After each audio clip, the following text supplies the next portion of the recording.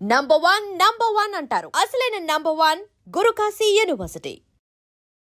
తాత ముత్తాతల త్యాగం భారత రాజ్యాంగం, ఇది బడుగుల రాజ్యాంగం, అన్నార్తుల వేదం, ఇది అభాగ్యుల నాదం. యూనివర్సిటీ పేపర్ లీక్, ఈ కథకు స్ఫూర్తి ఏమిటి? మధ్యప్రదేశ్ రాజధాని భోపాల్లో ఉద్యోగ కుంభకోణం జరిగింది. Very big scam. ఆ స్కామ్లో ఇప్పుడు 100 మందిని పైగా చంపించారు. ఇంత దుర్మార్గమైనటువంటి ఉద్యోగ కుంభకోణాల చాలా కామన్ అయిపోయింది వీళ్ళు మన భారతదేశంలో. చాలా తప్పు. కళాకారుడుగా ఖండించాలి. పేపర్ లీక్లు ఎందుకు జరుగుతున్నాయి? రాజీవ్ గాంధీ గారు ప్రైమ్ మినిస్టర్ ఇండియా ఉన్న టైంలోనే వాళ్ళు మంచి చేస్తున్నారు, కాదంటదండి. కానీ కొద్దిమంది మాత్రం అక్కడ కూడా మా కోచింగ్ సెంటర్ చదివిన వాళ్ళకే ఉద్యోగాలు వస్తాయి. ఈ ప్రైవేట్ కార్పొరేట్ కళాశాల కబంధ హస్తాల నుంచి విద్యని విముక్తం చేయాలి. అంబేద్కర్ మహానుభావుడు ఏమంటాడండి, మొత్తం ప్రభుత్వమే విద్యారంగం నడపాలి. ఇలా ప్రపంచం బికాజ్ ఆఫ్ మెకనైజేషన్, గ్లోబలైజేషన్ కుగ్రహం అయిపోయింది. ఇంగ్లీష్ లేకపోతే ఏమవుతుందంటే అని చెప్పాయి సినిమాలో. అందుకే అంబేద్కర్ మహానుభావుడు నువ్వు మాట అంటాడు, పులి పాలు తాగితే ఎంత బలమో ఇంగ్లీష్ నేర్చుకుంటే ఎంత బలం అంటాడు. ఒక మనిషికి చదువు ఎంతవరకు ఉపయోగం అనుకుంటున్నారు సార్? చదువు ఏంటండి, చదువు ఎంతవరకు ఏంటి, మొత్తం ఉపయోగం చదువు. సార్, నేటి యువతలో చైతన్యం రావాలంటే మీరు ఏం సూచిస్తారు సార్? నేను ఒకళ్ళని చైతన్య పరిస్థితి ఎంత గొప్పని కాను, కొద్దిమంది యువతకు నేను విజ్ఞప్తి చేస్తున్నాను. ఓ ప్రియమైన విద్యార్థులారా, ఓ యువకులారా,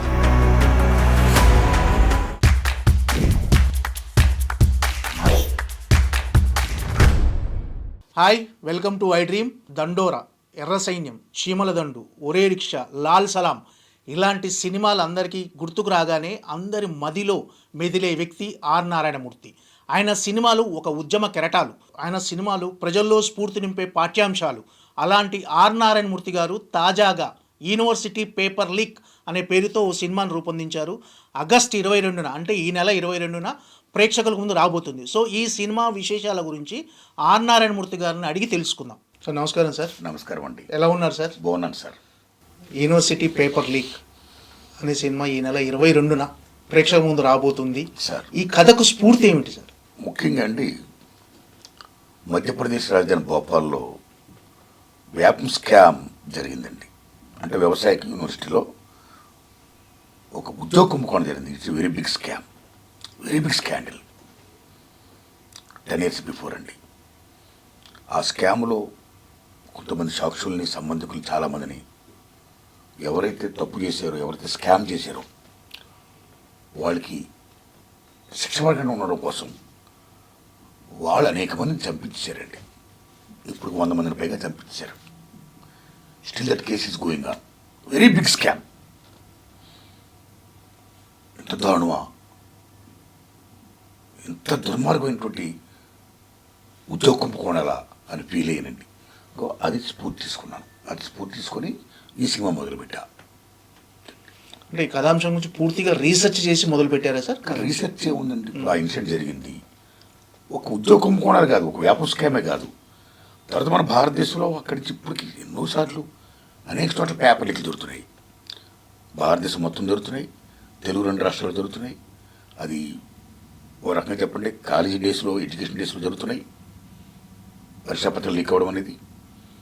అలాగే ఏ public service commission group 1, group 2 notification తయారు చేస్తే అక్కడ మీకు పేపర్ లీక్లు జరుగుతున్నాయి. ఈ రకమైన పేపర్ లీక్ జరగడం అనేది ఆటోమేటిక్గా ఈవేళ చాలా కామన్ అయిపోయింది వీళ్ళ మన భారతదేశంలో. చాలా తప్పు. రీసెంట్గా మీకు నీట్, ఎంబీబీఎస్ పీహెచ్డీ విషయంలో కూడా మీకు పేపర్ లీక్స్ జరిగాయి. It's happened in Gujarat, Orissa, UP, Bihar, Delhi, ఎక్కడ పడితే అక్కడ జరిగిపోతున్నాయి భారతదేశంలో. If it is going on like this, then what is the purpose of education? ఈ పేపర్ లీక్లు ఉండకూడదు. దాన్ని ఒక కళాకారుడుగా ఖండించాలి అని నేను ఈ సినిమా తీశాను సార్, యూనివర్సిటీ పేపర్ లీక్ అని. పేపర్ లీక్లు ఎందుకు జరుగుతున్నాయి సార్? విద్య సేవారంగం, అలాంటిది కాస్త ఇవాళ వ్యాపార రంగం అయిపోయింది. రాజీవ్ గాంధీ గారు ప్రైమ్ మినిస్టర్ ఆఫ్ ఇండియా ఉన్న టైంలోనే నూతన విద్యా విధానం ఆయన ప్రకటించాడండి. అంటే ముఖ్యంగా ప్రైవేట్ సెక్టార్, కార్పొరేట్ సెక్టార్ బాగా ఎంటర్ అయిపోయింది. ప్రైవేట్ కంటే దశ బాగా పెరిగిపోయింది ఈ సరళీకరణ ఈ దశతో పాటు. గవర్నమెంట్ సెక్టారు విద్యారంగం బాగా తగ్గుతుంది, ఇది బాగా పెరిగిపోతుందండి. ఈ పెరిగిపోతున్న దశలో పూర్తిత్వం బాగా పెరిగిపోయింది. కొద్దిమంది ప్రైవేట్ కళాశాల నడిపేవాళ్ళు with their fashion, their dedication, intention, their motto వాళ్ళు మంచి చేస్తున్నారు కాదంటదండి. కానీ కొద్దిమంది మాత్రం నియర్లీ వ్యాపారం అండి, నియర్లీ వ్యాపారం. అంటే మా కళాశాల చదివిన వాళ్ళే నెంబర్ 1 to 100,000 ర్యాంకులు రావాలి, మా కళాశాల చదివితేనే ర్యాంకులు వస్తాయి, మా కళాశాల చదివిన వాళ్ళకి ఉద్యోగాలు వస్తాయి అనే నోషన్ని, ఒక భావజాలాన్ని క్రియేట్ చేయడం కోసం అది ప్రజల్లో ఇంపోజ్ చేయడం, పేరెంట్స్ మీద విద్యార్థుల మీద ఇంపోజ్ చేసి ఆ రకంగా వాళ్ళందరినీ వాళ్ళ కాలేజీలకు అట్రాక్టెడ్ చేసి అక్కడి నుంచి వాళ్ళు ఫీజులు దోపిడీ చేసేయడం కోసం ఇది ఒక విశ్వవిద్యాలయంగా ఒక చట్టంలాగా చేసి ఒక కుట్రలో వాళ్ళు ఈ విద్యా వ్యవస్థను నడుపుతున్నారండి. అందులో భాగం ఈ పేపర్ లీకులు, ప్రశ్నాపత్రాలు ఏ అవినీతి అధికారుల దగ్గర పట్టుకొని సంపాదించి వాళ్ళ కళాశాల చదివిన వాళ్ళకి ఇచ్చేసి అందజేసి రాయించేయడం అండి. సో చూస్ కాపీయింగ్, లీకేజ్ అంటే చాలా డేంజరస్ థింగ్ కదా. అక్కడి నుంచి ఈ రకంగా చేయడం వల్ల ఎప్పుడైతే అక్కడి నుంచి ర్యాంకులు నెంబర్ 1 to 10 మొత్తం అన్ని ర్యాంకులు మాకు వస్తున్నాయి మీడియాలో ఇలా ర్యాంకులు కావాలని ప్రకటించి ఈ పేరెంట్స్ మీద మొత్తం మీద ఆ భావజాలను క్రియేట్ చేసి వాళ్ళు డిమాండ్ పెంచేస్తున్నారండి. అది కరెక్ట్ కాదు. అలా చేయడం వల్ల ఏమవుతుందండి, బాగా చదివే వాళ్ళు చాలామంది ఉంటారు చూసారా, వాళ్ళు ఏమవుతున్నారండి, వాళ్ళు వస్తాయనుకున్న ర్యాంకులు రావట్లా, నిరాశ నిస్పృహలతో కొట్టుమిట్టాడుతూ వాళ్ళ ముఖాలు తల్లిదండ్రులు చూపించుకోలేక, ఊరికి వాడుకు చూపించుకోలేక కొద్దిమంది అయితే ఆత్మహత్య చేసుకుంటున్నారండి. అది కరెక్ట్ కాదు. ఇది ఒక విషయంలో అయిపోయింది. ఈ విషయంలో కరెక్ట్ కాదు. ఈ విషయంలో అనేది కేవలం కాలేజీ డీసులోనే కాదు. ఈ పేపర్ లీకులు ప్రభుత్వాలు ఏ పబ్లిక్ సర్వీస్ కమిషన్ నోటిఫికేషన్ జారీ చేస్తే గ్రూప్ 1 గ్రూప్ 2కి అక్కడ కూడా మా కోచింగ్ సెంటర్ చదివిన వాళ్ళకే ఉద్యోగాలు వస్తాయి అని అక్కడ పేపర్ లీక్ చేయడం, అక్కడ ఒకరి బదులు ఒకరితో ర్యాంక్ చేయడం, లైక్ పేపర్ స్కామ్. ఈ రకంగా చేసుకుంటూ పోతే, ఇలా కాపీ చేసుకుంటూ పోతే then what is the purpose of education? చూసి రాసిన డాక్టర్ అయితే పేషెంట్ పోతుందా? చూసి రాసిన వాడు ఇంజనీర్ అయితే బ్రిడ్జి నిలబడుతుందా?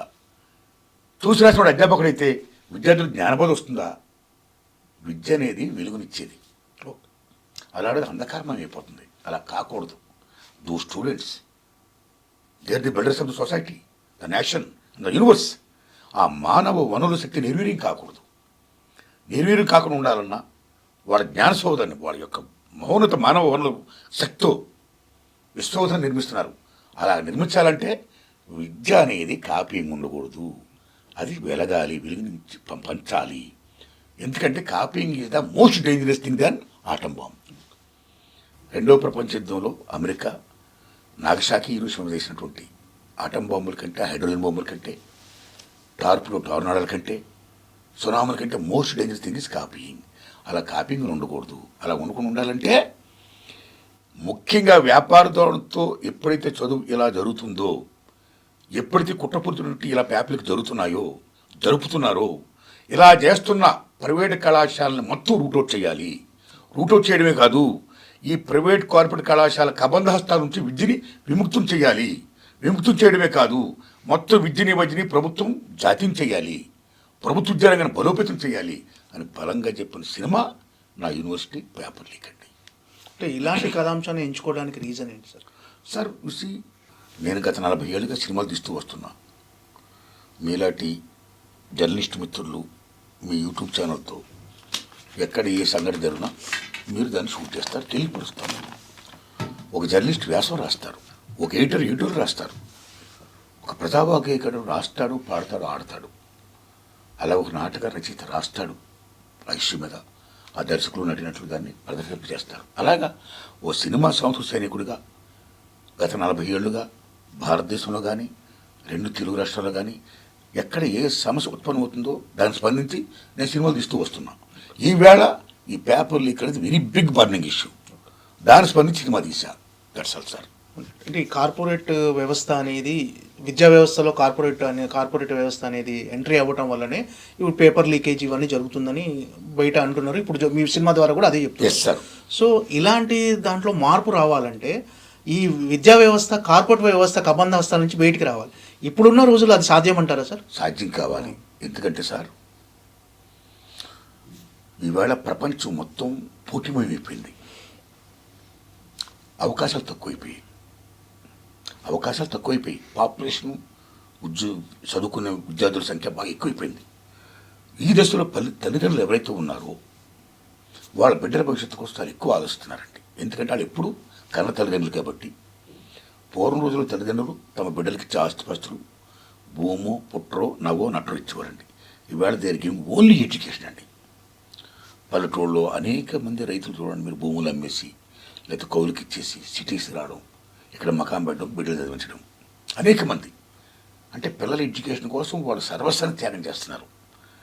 వాళ్ళ కష్టాన్ని సుఖాన్ని సమస్తాన్ని దారిపోస్తున్నారు.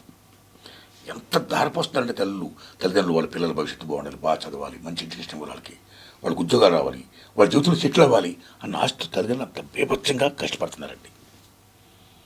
కొద్దిమంది తల్లిదండ్రులు అయితే ప్రైవేట్ కళాశాల చదివితంగా చదువు కాదు, అక్కడ చదివించాలి ఎంత ఫీజులైనా సరే అని అప్పు సప్పులు చేస్తున్నారండి. అలా చదివిస్తున్నారు. కొద్దిమంది తల్లిదండ్రులు ఇంకా పేదవాళ్ళైతే చివరి కిడ్నీలు అమ్ము కూడా బిడ్డలు చదివిస్తున్నారండి. సో ఇది కండిషన్ ఇవాళ భారతదేశంలో పేరెంట్స్. సో ఇలాంటి దశలో, ఇలా చదువుతున్న దశలో ఈ కార్పొరేట్ సెక్టర్ ప్రైవేట్ కళాశాలలు ఏమైతే ఉన్నాయో దీన్ని ఆసరాగా తీసుకొని వాళ్ళు బీభత్సంగా ఫీజులు పెంచేయడం, చదువుతున్న విద్యార్థుల మీద ఒత్తిడి పెంచేయడం, అన్నిటిని మించి ర్యాంకులు వస్తున్న వాళ్ళు ఎవరైతే ఉన్నారో ర్యాంకులు ఫస్ట్ ర్యాంకులు ఉన్న వాళ్ళని ఒకే క్లాసులో వాళ్ళని పక్కన పెట్టి, ర్యాంకులు రావడం ఇంకొక పక్కన పెట్టి, ఇంకో సెక్షన్ పెట్టి అక్కడ విద్యార్థుల్ని విభజించడం, కొంతమంది విద్యార్థులు న్యూనతాభావాలను గురైపోయి చాలామంది ఫీల్ అవ్వడం, ఈ రకంగా ఈ చదువుల మీద ఒత్తిడి వల్ల కొంతమంది ఫీల్ అవుతున్నారు, ఈ రకంగా న్యూనతాభావానికి గురైపోయి ఫీల్ అవుతున్నారు, కొంతమంది ఆత్మహత్య చేసుకోవడం అనేది చాలా దారుణంగా జరుగుతుందండి. ఇలా జరగకూడదు. అందుకే సుప్రీంకోర్టు గొప్పగా తీర్పు చెప్తుందండి రీసెంట్గా. హ్యాట్సప్ టు సుప్రీంకోర్టు 15 అంశాలను కూడా జారీ చేసింది. ఈ 15 అంశాలని దేశంలో అన్ని కళాశాలలకి, కోచింగ్ సెంటర్లకి పంపింది. విద్యార్థుల భవిష్యత్తు చాలా ఇంపార్టెంటు, విద్యార్థులు సమాజానికి చాలా అవసరం, విద్యార్థులను జాతి కాపాడుకోవాలి, అటువంటి విద్యార్థులు ఆత్మహత్య చేసుకోకూడదు. అందుకని మీరు సైకాట్రిస్టులను పంపించండి, వాళ్ళు కౌన్సిలింగ్ ఇవ్వండి. అన్నింటిని మించి ఈ 15 అంశాలను కూడా మీరు అమలు చేయండి, వాళ్ళ మీద ఒత్తిడి పెంచకండి అని ఎంత గొప్పగా చెప్పింది సుప్రీంకోర్టు. చెప్పడమే కాదు, ఈ 15 అంశాలతో పాటు సుప్రీంకోర్టు గొప్పగా ఏం చెప్పిందంటే ఎవరైనా వ్యక్తిగత కారణాలతో ఆత్మహత్య చేసుకోవచ్చు, కానీ దాని మూలం ఉంటుంది. అందుకే ఫ్రెంచ్ తత్వవేత్త ప్రముఖ రచయిత ఆల్బర్ట్ కాము చెప్తాడు, ఏ మనిషిని ఆత్మహత్య చేసుకుంటే దానికి కారణం ఎవరు, దాని రూట్ ఎవరు, ఆ రూట్ని తీసేయాలంటాడు ఆ మహానుభావుడు. అది సుప్రీంకోర్టు చెప్పింది.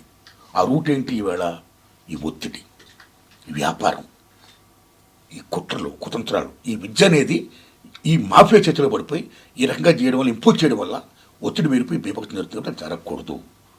అలా జరగకుండా ఉండాలంటే వైద్యని మనం జాతీయం చేయాలి, ప్రభుత్వం నడపాలి. బికాజ్ సంక్షేమ రాజ్యం కాబట్టి. ప్రపంచంలోనే పెట్టుబడిదారు వ్యవస్థ కంట్రీస్ కూడా, అమెరికా లాంటి కంట్రీస్ కూడా వైద్యని యూరోప్ కంట్రీస్ చాలా దేశాలు ఫ్రీగా ఇస్తాయి ప్రజలకి. అయ్యే బేర్ చేస్తాయండి. అది మీరు బేర్ చేయండి. బేర్ చేస్తే ఈ కష్టాలు ఉండవు, అందరికి ఈక్వల్ అవకాశాలు వస్తాయి, సెక్షన్స్ ఉండవు.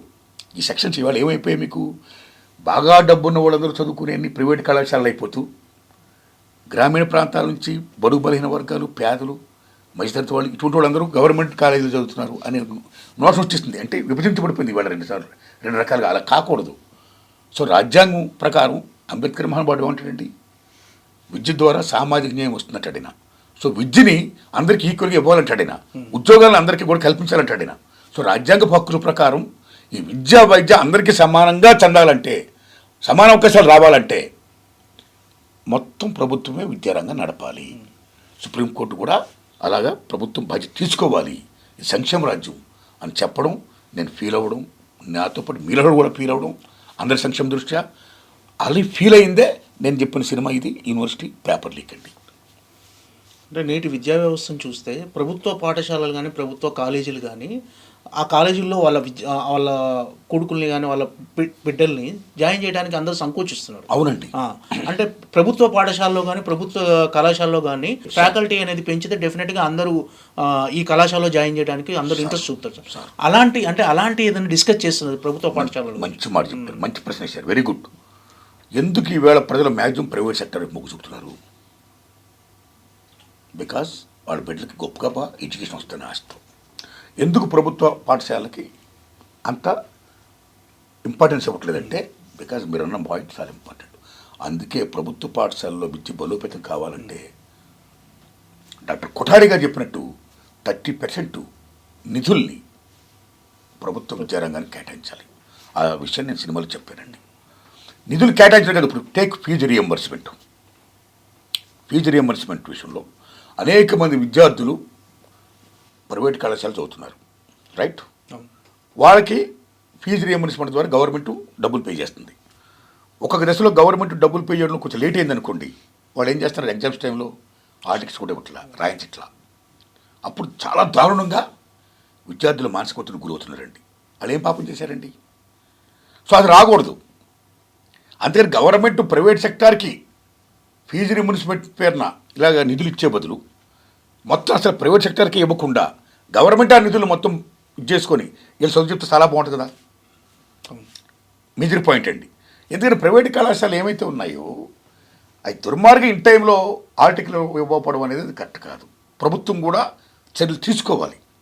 ఎందుకనండి, మేము ఐఫై ఫెసిలిటీ ఇస్తామని కొన్ని ప్రైవేట్ కళాశాలలు ముందు పబ్లిసిటీ బ్రహ్మాండం చేసి మ్యాక్సిమం ఫీజులు వసూలు చేసి ఇది చేసి తెరామస్ పిల్లలు జాయిన్ అయిన తర్వాత అనేక రూమ్స్ మీరు చూడండి, కొన్ని బాగుంటాయి, చాలా రూమ్స్ ఇరుకిరికి గదులు ఉంటాయండి. ఆడుకోవడానికి జాగాలు ఉండవు, వ్యక్తిత్వ వికాసాలకు ఉండవు, ఆటలో పాటలో ఉండవు, కేవలం చదువు చదువు చదువు గదువు ఇరుకు గదులు మొత్తం బీభత్సంగా. ఈ కళాశాల లేకపోతే ఇరుకు గదులు అన్నంత ఫీల్ అయ్యేటట్టు ఉంటాయండి. అదేం న్యాయం చెప్పండి.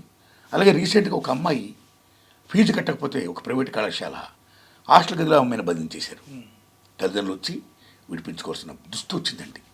సో ఇలాంటి అనర్థాలు జరగకుండా ఉండాలంటే, ఇలా లేకుండా ఉండాలంటే మొత్తం గవర్నమెంటే దాన్ని ఎడ్యుకేషన్ సిస్టమ్ తీసుకొని అందరికీ చదువు చెప్పింది అనుకోండి, అన్ని అవకాశాలు ఇచ్చి ప్రభుత్వ రంగానికి నిధులు బాగా కేటాయించి మీరైనా ఏవైతే ఉన్నాయో ఫెసిలిటీస్ అన్ని కల్పించి ప్రభుత్వ విద్యారంగాన్ని బలోపేతం చేస్తుంది అనుకోండి, ఎంత గొప్ప ఉంటుందండి. అలా చేయాలని కోరుకుంటున్నా. అదే నా సినిమా యూనివర్సిటీ పేపర్ లీక్ అండి. అంటే ఈ సినిమాలో ఇంగ్లీష్ మీడియం ప్రాధాన్యత, ఇంగ్లీష్ మాధ్యమం ప్రాధాన్యత గురించి కూడా ఎక్కువ చర్చించినట్టుగా. ఎస్ సార్, ఉందండి. సార్ ఉందండి. ఎందుకంటే ఈ సినిమాలో పిహెచ్డి కోసం చాలామంది అప్లై చేస్తారు, వాళ్ళే రాసుకొని దశలో. ఆ దశలో వీళ్ళ గ్రామాల నుంచి పల్లె నుంచి చాలామంది వస్తున్నారు కదా, యూనివర్సిటీలో చదువుతున్నారు. వాళ్ళు ఆ పిహెచ్డీలు పొందేటప్పుడు ఆ ప్రొఫెసర్లు కొంతమంది ఇంగ్లీష్ స్పెల్లింగ్ కరెక్ట్ కాదు, బట్లర్ ఇంగ్లీష్ లైక్ దిస్ అన్న కొన్ని వీటితో పెట్టి వాళ్ళకి పిహెచ్డీకి పట్ట ఇవ్వకుండా చేస్తున్నారండి కొద్దిమందికి. సో ఇంగ్లీష్ అనేది పెద్ద పాయింట్ అయిపోయింది. సో ఇంగ్లీష్ మీద కమాండ్ అనేది మోస్ట్ ఇంపార్టెంట్. అది ముఖ్యంగా ఎందుకంటే, ఉదాహరణకి నేను 76-77లో డిగ్రీ తీసుకున్నాను, BA. నేను సామాన్య రైతు బిడ్డని, పల్లెటూరు మాది. చిన్నప్పటి నుంచి మాకు ఇంగ్లీష్ మీద పట్టు లేదు, అవకాశాలు లేవు, నైపుణ్యం లేదు. హై స్కూల్కి వెళ్ళిన తర్వాత ఇంగ్లీష్ చదవడం అంటే భయం, టచ్ లేకపోవడం, సడన్గా చదవడం అనేది కష్టమైపోయేది, ఎక్కడ ఫెయిల్ అయిపోతున్న భయం. అలాంటి దశలో అప్పుడు సీఎం ఉమ్మడి ఆంధ్రప్రదేశ్ అండి కాసు బ్రహ్మానందరెడ్డి గారు, ఉమ్మడి ఆంధ్రప్రదేశ్కి సీఎం కాసు బ్రహ్మానందరెడ్డి గారు. ఆయన తెలుగు మీడియం పెట్టారు. ఇలా తెలుగు మీడియం పెట్టారు కదా, మేము సంకలు ఎగరేసాం, అబ్బా తెలుగు మీడియం పెట్టారు కూడా హ్యాపీ, ఇంగ్లీష్ భయం అవసరం లేక బ్రహ్మాండంగా రాసేసి పాస్ అయిపోవచ్చని. అలాగే మేము చదువుతూ చేస్తున్నామండి. మేము డిగ్రీ పూర్తి చేసాం తెలుగు మీడియంలో, BAలు BComలు BScలు లైక్ దిస్. మా ఫ్రెండ్స్ అందరూ అలా పాస్ అయ్యారు, నేను పాస్ అయిన BA, ఇంకా MAలు MComలు MScలు లైక్ దిస్, ఇంకా ఫ్రెండ్స్ పాస్ అయ్యారు. ఆ తర్వాత ఈ డిగ్రీలు పోస్ట్ గ్రాడ్యుయేషన్ చేసిన తర్వాత ఎక్కడికి వెళ్తారు, ఉద్యోగాలకు వెళ్తారు. ఉద్యోగాలకు వెళ్ళినప్పుడు ఆ ప్రశ్నపత్రాలు ఇంటర్నేషనల్ లింక్ లాంగ్వేజ్ ఇంగ్లీష్లో ఉండడం వల్ల ఈ ఇంగ్లీష్ మీద పట్టు లేని వాళ్ళకి, ఏ తెలుగు మీడియం దొరికిన వాళ్ళందరికీ కూడా కష్టమైపోయే ప్రశ్నపత్రాలు పూరించడం. చాలామంది ఫెయిల్ అయ్యారండి.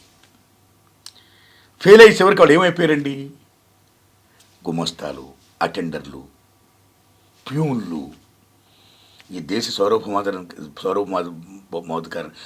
సార్వభౌమాధికారాన్ని కాపాడే జవాన్సు, ఇంటర్నల్ సోవరెనిటీ కాపాడే పోలీసులు అయ్యారండి. అలా ఇంగ్లీష్ మీద పట్టుండి ఆ ప్రావీణ్యత ఉంది ఎవరైతే బాగా ఆ ఇంటర్నేషనల్ లింక్ లాంగ్వేజ్ ఇంగ్లీష్లో ప్రశ్నపత్రం ఉండడం వల్ల అవి పూరించారో వాళ్ళందరూ గొప్పగా ఉద్యోగాలు సంపాదించారండి. They became IAS, IPS, engineers, doctors, what not everything. So because of this English medium, Telugu medium అనే రెండు పెట్టడం వల్ల ఇంగ్లీష్ మీడియం చేసిన వాళ్ళందరూ, ఇంగ్లీష్ మీద పట్టున్న వాళ్ళందరూ బ్రహ్మాండంగా డెవలప్ అయ్యారు, చాలా టాప్లోకి వచ్చారండి. తెలుగు మీడియం చదివిన వాళ్ళందరూ చాలా చిన్న చిన్న ఉద్యోగాలతో వాడు ఉన్నారండి. అంటే ఓ రకంగా విద్య ద్వారా సామాజిక న్యాయం వస్తుందని అంబేద్కర్ మహానుభావుడు చెప్పింది. బికాజ్ ఆఫ్ దీస్ లాంగ్వేజెస్ వల్ల సామాజిక న్యాయం జరగట్లేదు సార్ కదా, అంతరాలు ఇంకా బాగా పెరిగిపోయింది. అలాగ అంతరాలు పెరిగిపోయి ఉండాలంటే ఇంగ్లీష్ మీడియము మాతృభాష మన తెలుగుతో పాటు, మన భాష అమ్మ భాష మన తల్లి భాషతో పాటు ఇంగ్లీష్ మీడియం కూడా ప్రాథమిక దశ నుండి విద్యను బోధించాలి, ప్రాథమిక దశ నుండి ఇంగ్లీష్ను బోధించాలి అని చెప్పాను సార్ సినిమాలో. ఎందుకంటే ఇలా ప్రపంచం బికాజ్ ఆఫ్ మెకనైజేషన్, గ్లోబలైజేషన్ కుగ్రహం అయిపోయింది. ఈ కుగ్రహం అయిపోయింది. అసలు ఇంటర్నేషనల్ లింక్ లాంగ్వేజ్ ఇంగ్లీష్ లేకపోతే ఏమవుతుందంటే, విదేశాల నుంచి వచ్చేవాళ్ళు ఇక్కడ పరిశ్రమలు పెట్టారనుకోండి, ఇది చేశారనుకోండి, వాళ్ళకి ఏదైనా హోటల్లో వాళ్ళు దిగినప్పుడు వాళ్ళ భోజనం కావాలని సర్వర్ ఉద్యోగం కూడా వాళ్ళ ఇంగ్లీషు వచ్చి ఉండాలండి, లేకపోతే కష్టమైపోతుంది ఇవాళ. అందుకే అమ్మ మన మాతృభాష అయితే నడిపించే నాన్న భాష ఇంగ్లీష్, మనుగడ భాష ఇంగ్లీష్ ఇవాళ. బికాజ్ ఎందుకనండి, రవేస్తమించిన బ్రిటిష్ సామ్రాజ్యం ఉన్నాం, బ్రిటిష్ వాడు రూల్ చేయబట్టి ప్రపంచంలో చాలా భూభాగాన్ని అతను రూల్ చేశాడు. అప్పుడు ఇంగ్లీష్ని వాళ్ళు అలవాటు చేశారు. మీకు అర్థమైందా? దానివల్ల ఇంగ్లీష్ నేర్చుకోవాలి. ఇది మోస్ట్ ఇంపార్టెంట్ అండి మనుగడ కోసం. మన మాతృభాష ఎంత ఇంపార్టెంటో ఈ మనుగడ కోసం ఇంగ్లీష్ కూడా అంత ఇంపార్టెంట్ నేర్చుకోవాలి అని చెప్పాయి సినిమాలో. అందుకే అంబేద్కర్ మహానుభావుడు తెలుసు మీకైనా, ఆయన కొలంబియా, ఆక్స్ఫర్డ్, జర్మనీ అనేక యూనివర్సిటీలో ఆయన చదివాడు, దేశాలు తిరిగాడు. అన్నీ చేసిన తర్వాత ఆయన మాట అంటాడు, ఆయనకి ఇంగ్లీష్ మీద ఎంత పొట్టు అంటే దానికి ప్రాధాన్యత తెలుసుకొని అంత పొట్టు సంపాదించాడు ఆయన. ప్రపంచ 10 మంది మహామేధలు కూడా అయ్యాడైనా. ఆ మహానుభావుడు ఎవరంటే ఏమంటాడంటే, పులి పాలు తాగితే ఎంత బలమో ఇంగ్లీష్ నేర్చుకుంటే అంత బలం అంటాడు. అంటే the importance of English such అంటాడు. అలాగే మహాత్మా జ్యోతిరావు పూలే తెలుసు మీకు, మహానుభావుడు, గొప్ప సంఘ సంస్కర్త, బడుగు బలహీన వర్గాల ఆశాజ్యోతి. ఆయన భార్య సావిత్రిబాయి పూలే. మహాత్మా గాంధీ కంటే ముందు మహాత్మా జ్యోతిరావు పూలే.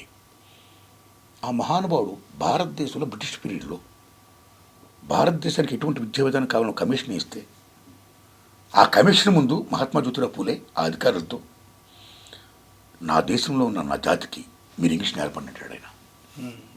భగవంతుడా నా జాతికి ఇంగ్లీష్ నేర్పంటాడు. అంటే ఇంపార్టెన్స్ ఆఫ్ ఇంగ్లీష్ చర్చ్. అలాగే పెరియార్ రామస్వామి నాయకర్ ద్రవిడ పార్టీకి మెయిన్ బేస్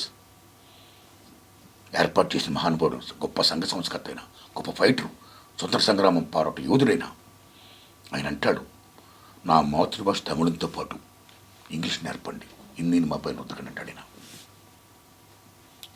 అంటే ఇంపార్టెన్స్ ఆఫ్ ఇంగ్లీష్ సచ్.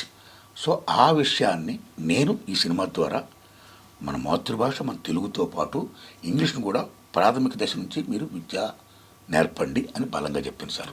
అలాగే ఇవాళ తెలంగాణ గవర్నమెంట్లో కూడా డిగ్రీలో ఇవాళ ఇంగ్లీష్ యొక్క ప్రాధాన్యత బాగా తెలుసుకొని వారు కూడా బాగా దాన్ని నేర్పుతున్నారండి. సో ఇక్కడే కాదు, ఈ రాష్ట్రాలు కాదు, ఆల్ ఓవర్ ఇండియా ఈవేళ ఇంగ్లీష్ ప్రాధాన్యతని అనేక రాష్ట్రాల్లో తెలుసుకొని బోధిస్తున్నారు. అయితే సో హిందీ నేర్చుకోవాలి. South and north, west and east అన్నీ కలుసుకుంటే అన్ని భాషలు మనం తెలుసుకోవడం మంచిది. మెజారిటీ లాంగ్వేజ్ హిందీ కాబట్టి నేర్చుకోవడం మంచిదే. వాళ్ళు కూడా మన భాష నేర్చుకోవడం మంచిదే. కానీ సడన్గా వచ్చి వాళ్ళు హిందీ తెలుగులో మాడతారా? మనం సడన్గా హిందీలో మాడతామా? మనందరికీ ఏది ఇంటర్నేషనల్ లింక్ లాంగ్వేజ్? సడన్గా మాడాలంటే the only English. That's why English must and should మీరు చదువుకోవాలి, ప్రావీణ్యం సంపాదించాలి అని నేను ఈ సినిమా ద్వారా చెప్పాను సార్. 76-77 గ్రాడ్యుయేషన్ పూర్తి చేశారు. ఆ టైంలో మీరు చదువుకునేటప్పుడు ఉన్న స్వీయ అనుభవాలు ఈ యూనివర్సిటీ పేపర్ లీక్ కథాంశంలో ఏమైనా జోడించారా సార్? అప్పుడు ఎదురైన సంఘటనలు కానీ అవి ఏమైనా? అది ఏముంది, ఇప్పుడు నేను చెప్పిన ఇంగ్లీష్ మీడియం ఉంది కదా, ఇంపార్టెన్స్ ఆఫ్ ఇంగ్లీష్ మీడియం ఉంది కదా, అది అందులో చూపించాను, నా సినిమాలో చూపించాను. ఇంపార్టెన్స్ ఇంగ్లీష్ మీడియం బ్రహ్మాండం చెప్పాను. ఓకే. ఎస్. మీ సినిమా కథాంశం ఎంత స్ట్రాంగ్గా ఉంటుందో, ఎంత శక్తివంతంగా ఉంటుందో మీ సినిమా పాటలు కూడా అంతే ఉంటాయి sir. Yes sir. University paper leak cinema పాటల విషయానికి వస్తే ఎలా ఉండబోతున్నాయి సార్ ఆ పాటలు? ఆల్రెడీ సార్ నా ఫస్ట్ ఫిల్మ్ అర్ధరాత్రి సొంతం నుండి నా సినిమాలో పాటలు బాగుంటున్నాయంటే దానికి కారణం credit goes to those people poets, ఆ ప్రజా వాగ్గేయకారులకి, ఆ ప్రజా కవులకి, ఆ జానపద బాణీలకి వాళ్ళకి సెల్యూట్ చేస్తున్నానండి. నేను మ్యూజిక్ దగ్గర జాగ్రత్త పడతా. ఎక్కడ గొప్ప గొప్ప పాటలు ఉంటాయో వాళ్ళందరినీ కలుసుకుంటా, రాసిన వాళ్ళని ఏరుకొని కూర్చుకొని నా సినిమా దగ్గర రాయించుకొని ఇలా పెట్టుకుంటూ వస్తున్నానండి. అందులో భాగంగానే ఇందులో కూడా చాలా మంచి పాటలు 5 పాటలు ఉన్నాయండి. ఇందులో ప్రజాయుద్ధ నౌక గద్దర్ గొప్ప గద్దర్ గారు. పీపుల్స్ పోయిట్ గద్దరన్న గారు పాట రాశారు, పాడారండి. తాత తాత ముత్తాతల త్యాగం భారత రాజ్యాంగం, ఇది బడుగుల రాజ్యాంగం, అన్నార్తుల వేదం, ఇది అభాగ్యుల నాదం. బడిల బడి తాత తాత ముత్తాతల త్యాగం భారత రాజ్యాంగం, ఇది బడుగుల రాజ్యాంగం, అన్నార్తుల నాదం, ఇది అభాగ్యుల వేదం. ఏం పాడారు మహానుభావుడు, ఏం పాడాడండి. అలాగే మోటపలుకుల రమేష్ గారు గొప్ప రాశారండి పాట. అమ్మా నీకు వందనం, చదువుల తల్లి నీకు వందనం, ఆదిగురు అమ్మకి, అడుగుజాడ నాన్నకి, సకలము బోధించే గురువు బ్రహ్మకి వందనం, పాదాబంధనం అని. అలాగే మోటపల్లి రమేష్ గారు ఇదే పాటని పేద దిగ్గు వస్తుంది ఉద్యోగం రాకపోతే నిరుద్యోగ పాడే పాట అప్పుడు రాశాడండి. అలాగే వేల్పూర్ నారాయణ గారు say no to private schools, say yes to government schools, public schools అనే పాట గొప్ప పాట అండి. ఆ పాట, ఈ పాటని సాయి తేజ్ గారు, సాయి చాంద్ గారు పాడారండి, బ్రహ్మాండ పాడారండి. ఈ పాటతో పాటు జల్దంగి సుధాకర్ గారు గొప్ప పాట రాశారు. Sorry sorry campus, oh my dear campus, oh my lovely campus, I can't breathe campus అని. అంటే ఏ యూనివర్సిటీలో ఈవేళ క్యాస్ట్ ఫీలింగ్లు, మతపరమైనటువంటి ఫీలింగ్స్తో కొద్దిమంది ఎలా బిహేవ్ చేస్తున్నారు, వాళ్ళు నచ్చిన పీహెచ్డీ డిగ్రీలు ఎలాగిస్తున్నారు, చాలామందికి అర్హత ఉన్నా సరే వాళ్ళకి ఎందుకు ఇవ్వట్లేదు అనే దానివల్ల కొంతమంది ఫీల్ అయ్యి చివరికి ఉద్యోగం రాక, సద్యోగం రాక, పీహెచ్డీ పట్టాలు రాక, వాళ్ళ ముఖాలను అమ్మకి బాబుకి చూపించుకోలేక, బతకలేక, చావలేక, కక్కలేక, మింగలేక యూనివర్సిటీ చెట్లకే ఉరేసుకొని కొంతమంది ఆత్మహత్య చేసుకుంటున్నారు. సో సారీ సారీ క్యాంపస్, అలా కాకూడదు. కొద్దిమంది విద్యార్థులు పీహెచ్డీ పట్టాలు రాక అదే హాస్టల్లో ఓల్డ్ అయిపోతున్నా సరే వృద్ధాశ్రమంలో తయారైపోయి ఎలా గడుపుతున్నారు. ఇలా కాకూడదు. యూనివర్సిటీ అనేది మహాతల్లి, అది అందరినీ సమంగా చూసుకోవాలి, అందరికీ సమాన అవకాశాలు ఇవ్వాలి. ది సేమ్ టైం గవర్నమెంట్ నిధులు బాగా మంజూరు చేయాలి, వాళ్ళకి బెస్ట్ ఎడ్యుకేషన్ ఇవ్వాలి అనే పాట గొప్పగా రాశారండి జల్దంగి సుధాకర్ గారండి. ఇది సాయి చాంద్ గారు పాడారండి. ఈ సారీ సారీ క్యాంపస్ పాట, say no to private schools, say yes to public schools అనే పాట సాయి చాంద్ గారు పాడారు. అలాగే అమ్మా నీకు వందనం అనే పాట హ్యాపీ అండ్ పెటల్స్ మోటపల్లి రమేష్ గారు రాశారండి, గోస్కూల్ రమేష్ గారు పాడారండి. ఇలాగా ఈ సినిమాలో పాటలు ఉన్నాయి సార్, మంచి పాటలండి సార్. ఈ పాటలు అంటే నారాయణమూర్తి గారు సినిమాల్లో పాటలు ఒక పాటలా కాకుండా ఒక చైతన్యాన్ని నింపే మూటలా, ఒక స్ఫూర్తిని నింపే విధంగా ఉంటాయి సార్. ఆ పాటలు మీరు ఆ కవుల దగ్గర నుంచి తీసుకోవటంలో మీరు చూపించే శ్రద్ధ ఎలా ఉంటుంది సార్? మీరు నా అవసరం అండి. ఇప్పుడు నాకు మ్యూజిక్ అంటే బాగా ఇష్టం. ఇప్పుడు సినిమా ఉందండి, ఏ సినిమా అన్నా సరే సక్సెస్ అవ్వాలంటే కథనం, డైరెక్షన్ మోస్ట్ ఇంపార్టెంట్. రిమైనింగ్ అందరూ 24 క్రాఫ్ట్స్ వాళ్ళకి నిపుణులకి ప్రావీణ్యత పెట్టడం చాలా ఇంపార్టెంట్ అండి. సినిమాకి మ్యూజిక్ బాగుందనుకోండి, బ్రహ్మాండ కరెంట్ ఉంది, ఆడియన్స్ బ్రహ్మాండంగా వస్తారు, రిపీట్ ఆడియన్స్ వస్తారండి. సో దట్టు సైకలాజికల్ కొద్దిమందికి మ్యూజిక్ మీద ఇంట్రెస్ట్ ఉంటుంది. కె విశ్వనాథ్ గారు ఆయన సినిమాలో మ్యూజిక్ బ్రహ్మాండం ఉంటుంది. అలా చాలామంది సినిమాలు చాలా మ్యూజిక్ చాలా బాగుంటుంది. రాఘవేంద్ర గారి సినిమాలో మ్యూజిక్ బాగుంటుంది, మా గురుదాసనాథ్ గారి సినిమాలో బాగుంటుంది. ఇలా లైక్ దిస్ ఎందరో మహానుభావులు వాళ్ళ సినిమాల్లో బ్రహ్మాండమైన మ్యూజిక్ తీసుకుంటారండి. ఇప్పుడు శేఖర్ కొమ్మల్ గారు ఒకరా ఇద్దరు, అనేక మంది according to the taste. Rajamouli గారు లైక్ దిస్ చూసుకోండి, మ్యూజిక్ బాగుంటుంది. అలాగే నేను కూడా మ్యూజిక్ పరంగా నేను జాగ్రత్త పడతాను. దట్టు నేను తీసేవన్నీ ఉద్యమ నేపథ్యంతో కూడుకున్న సినిమాలు కాబట్టి క్రెడిట్ గోస్ టు ఉద్యమకారులు. ఫస్ట్ క్రెడిట్ గోస్ టు ఉద్యమకారులు. వాళ్ళ జీవితాన్ని త్యాగం చేసి, ఉద్యమాలు చేసి, ప్రజల కోసం పనిచేస్తూ ఎవరైతే పోవడం చేస్తున్నారో వాళ్ళకి క్రెడిట్ ఇవ్వాలి ముందు. సో వాళ్ళు చేస్తున్న ఉద్యమాలే నేపథ్యాలు 4 సినిమాలు తీస్తున్నాడు. అలాగే ఈ ప్రజాకవులు ఎవరైతే ఉన్నారో వాళ్ళు కూడా ఉద్యమాలు చేస్తూ వాళ్ళు కూడా పాటలు రాసి పాడారు.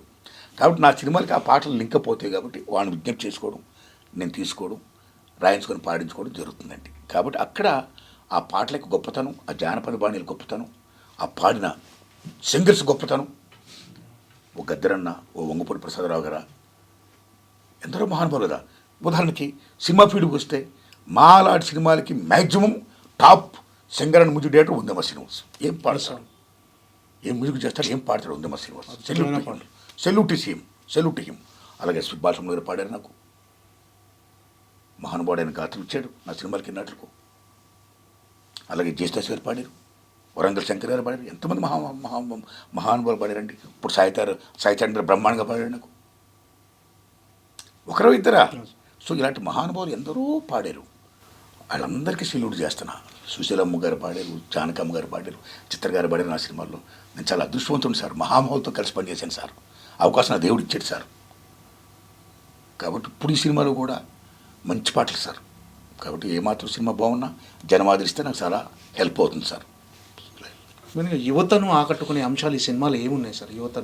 యువతలో స్ఫూర్తి నింపే అంశాలు కానీ ఈ సినిమాలో ఆకట్టుకోవడం అనేది, యూనివర్సిటీ అంటేనే విద్యార్థుల సినిమా కదా. That is their film, that is their film. ఆకట్టుకునే అంశాలు ఏమున్నాయి? ఎలా బాగా చదువుకోవాలి, ఏం చేసుకోవాలి, చదువుకున్న తర్వాత ఎలాగా ఉద్యోగాలు సంపాదించాలి మెయిన్ పాయింట్. ఈ మెయిన్ పాయింట్ చదువుకున్న రోజుల్లోనే పేపర్ లీక్లు అయిపోతుంటే, ఉద్యోగ దశలోనే పేపర్ లీక్లు అయిపోతుంటే యువత అంతా నిరాశ నిస్పృహకు గురవుతారు. అలా కాకూడదని చెప్తున్నా మీకు. ఓకే, ఉద్యోగం ఇవాళ చాలా జాబ్ క్యాలెండర్ ఇది మోస్ట్ ఇంపార్టెంట్. ఇవాళ నిరుద్యోగ సమస్య భారతదేశం పట్టి పీడిస్తుంది. ఇవాళ విద్య, వైద్య, విమానయానం, నౌకాయానం, ఎల్ఐసిస్, బీమాస్, railways, each and everything private కంటే చేసుకుంటూ వెళ్ళిపోతుంటే ఉద్యోగాలు ఎక్కడ వస్తాయి? ఏ రాజ్యాంగ హక్కులు ఉన్నాయో ఆ రాజ్యాంగ హక్కులన్నీ కూడా కారణమైపడుతున్నాయి. They losing their reservations. Private sector వెళ్తే మీకు రిజర్వేషన్ ఇస్తారా? ఇవ్వరు కదా. మండల కమిషన్ ఏం చెప్పారండి? కేవలం ప్రభుత్వ సెక్టర్లోనే కాదు, ప్రైవేట్ సెక్టర్లో కూడా రిజర్వేషన్ ఇంప్లిమెంట్ చేయాలన్నారు. ఇంప్లిమెంటేషన్ ఎక్కడున్నాయి ఉద్యోగాలు? దీనికి తోడు ఓ కృత్రిమ మేధ ఇవాడ, ఓ robots like this they are coming. అక్కడ మళ్ళీ పోటీ వచ్చేస్తుంది. ఓకే, మళ్ళీ ఇది కాకుండా ఇవాళ యూరోప్, అమెరికా ఏదైతే ఉందో చాలామంది బాగా చదువుకొని వెంటనే అమెరికా ఇల్లు ఎక్కడికి వెళ్ళో ఉద్యోగాలు సంపాదించి మొత్తం అమ్మానాన్న చదువు కోసం పెట్టిన డబ్బంతా అప్పులు తీర్చేయాలని ఆశతో వాళ్ళు వెళ్తున్నారు ఇవాళ. అలాంటిది ఇవాళ ట్రంప్ గారు వచ్చిన తర్వాత ఆ విధానాలు మొత్తం మార్చేసి విదేశాల నుంచి వస్తున్న విద్యార్థులకి ఉద్యోగాలు ఇవ్వకండి, ఇక్కడ చాలా మాకు ఖర్చు అయిపోతుంది అని ఉన్న ఉద్యోగాలు తీసేసే ప్రయత్నం పెట్టాడు ఆయన గారు. ఎవరండి? ట్రంప్ గారండి. దాని నుంచి ఏం జరుగుతుందండి? ఎప్పుడైతే ప్రపంచం కుగ్రామం అయిపోయిందో, ఒక గ్లోబలైజేషన్ మెకానిజం అయిపోయిన దశలో ఇంటర్నేషనల్గా ఏ పెద్ద పెద్ద కంపెనీలు ఉంటాయో అమెరికా లాంటి దేశాల్లో, యూరోప్ లాంటి దేశాల్లో, అక్కడున్న పెద్ద పెద్ద కంపెనీలు అక్కడ స్థానికులకు ఉద్యోగాలు ఇవ్వకుండా వాళ్ళకని ఇస్తే ఎక్కువ శాలరీస్ ఇవ్వాలి. వాళ్ళ టైమ్స్ని యాక్సెప్ట్ చేయాలి రూల్స్ అండ్ రెగ్యులేషన్ ప్రకారం. అలా కాకుండా ముఖ్యంగా ఏషియన్ కంట్రీస్ నుంచి, మన భారతదేశం, చైనా లాంటి కంట్రీస్ నుంచి వస్తున్న యువతకి వాళ్ళు ఉద్యోగాలు ఇవ్వడం, అవి కూడా ట్రంప్ గారికి నచ్చక వెళ్ళిపోమండం. దాని నుంచి ఏం జరుగుతుందంటే అక్కడ ఉన్న స్థానిక నిరుద్యోగులు ఏం చేస్తున్నారు? మా ఉద్యోగాలను మీరు పొందుతారా, మా పొట్ట మీరు కొడతారా అని కొంతమందిని వాళ్ళు కాల్ చేయడం. ఎంత దారుణం జరుగుతుంది. ఇన్ని రకాల బాధలు పడుతున్నారు ఇవాళ నిరుద్యోగులు. కాబట్టి అలా దారుణం జరగకుండా ఇంటర్నేషనల్ న్యాయస్థానం, ఐక్యరాజ్య సమితి చర్యలు తీసుకోవాలి. మన రాయబారి కార్యాలయాలు మొత్తం చర్యలు తీసుకుని నేను కోరుకుంటున్నాను. సో నిరుద్యోగ వ్యవస్థ ఎంత బలంగా ఉంది. ఈ బలంగా ఉండి ఇంత జరుగుతున్నప్పుడు ఇలా నిరుద్యోగులు మొత్తం అంతే నిరుద్యోగమైపోతే ఇక దేశం ఎక్కడ మీకు బాగుపడుద్ది? ఎందుకంటే యువతని, విద్యార్థుల్ని జాతి గౌరవించాలి, వాళ్ళని మనం కాపాడుకోవాలి. ఆ మానవ వనరుల శక్తి నిర్వీర్యం కాకుండా మనం ఉపయోగించుకోవాలంటే వాళ్ళకి ఉద్యోగాలు ఇవ్వాలి. ఉద్యోగాలు ఇవ్వాలంటే ప్రభుత్వ పరం కావాలి, రిజర్వేషన్స్ ఇంప్లిమెంట్ చేయాలి అని చెప్పి నడుస్తున్నాం బలంగా. ఒక మనిషికి చదువు ఎంతవరకు ఉపయోగం అనుకుంటున్నారు సార్? చదువు ఏంటండి? చదువు ఎంతవరకు ఏంటి? మొత్తం ఉపయోగం చదువు. చదువు అంటే జ్ఞానం ఇచ్చేది. చదువు అంటే తెలుసుకోవడం. చదువు అంటే ప్రశ్నించి తత్వం ఇవ్వడం, దానికి ఆన్సర్ రాబట్టుకోవడం. చదువు అంటే ఓ సృజనాత్మకత. చదువు అంటే మొత్తం విశ్వం గురించి తెలుసుకోవడం. చదువు అంటే సమస్తం గురించి తెలుసుకోవడం అండి. సమస్తం తెలుసుకోవడం, జ్ఞానం పొందడం, వెలుగును పొందడం. చదువు మహాతల్లి. ఎంత సార్, ఇప్పుడు ఆదిగురు అమ్మని ఎందుకంటాం? చిన్నప్పుడు పసికందుకి అగ్గి ముట్టుకుంటే కాలుతని తెలీదు, అమ్మ చెప్తే తెలుస్తుంది. That's education. ఇది మంచి, ఇది చెడు, ఇలా నడు అని నాన్న చెప్తే తెలుస్తుంది పిల్లలకి. అది నడత నేర్పేది నాన్న. అది చదువుది. తర్వాత కేవలం అమ్మ బోధించేది, నాన్న బోధించేది కాకుండా సమాజంలో ఎలా ఉండాలి, దేశంలో ఎలా ఉండాలి, విశ్వంలో ఎలా ఉండాలి, ప్రపంచం అంటే ఏంటి, సమస్త విశ్వం ఏంటి, జ్ఞానం ఏంటి, సైన్స్ ఏంటి, సమస్తం ఏంటి అని చెప్పేది గురువు. అది చదువు. ఈ చదువు ఉంటే కదా మంచి చెడు తెలిసేది, చదువు ఉంటే కదా మంచిగా ఉండాలని తెలిసేది, చదువు ఉంటే కదా మన సంగతి ఏమి 10 మందితో పాటు మనం సంఘంలో మంచిగా ఉండాలి, మంచిగా బతకాలి అని తెలిసేది.